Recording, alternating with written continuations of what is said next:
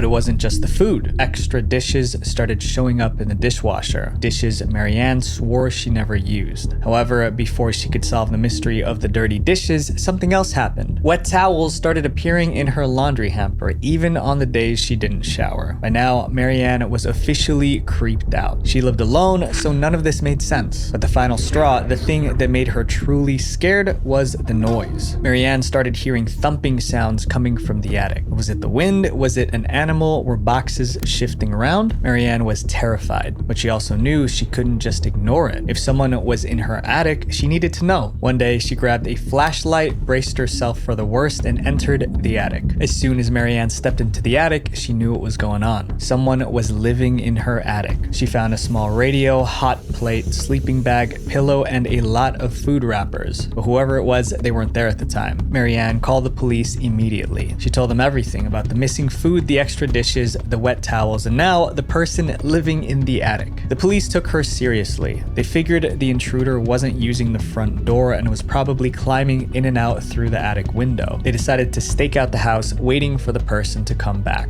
It didn't take long. The same day, they spotted a man climbing a tree, trying to get into the attic window. The cops grabbed him before he could escape. When the police questioned him, the man admitted everything. Apparently, this was his daily routine. He would wait for her to go to work, then go downstairs and help himself to food and amenities. When Marianne got home, he would either retreat to the attic or slip out of the house. It was a perfect routine until he got caught. The mystery was solved, but the story wasn't over yet. After seeing the man in person, Marianne felt a wave of compassion. The guy was actually really respectful, just down on his luck. Instead of pressing charges, Marianne decided to help. She let him move in, helped him get a job, and he lived in the attic until he got back on his feet. Most people wouldn't do what Marianne did, but her kindness turned a creepy story into something heartwarming. But this next story didn't have a happy ending. If anything, it left people scared to fall asleep at night.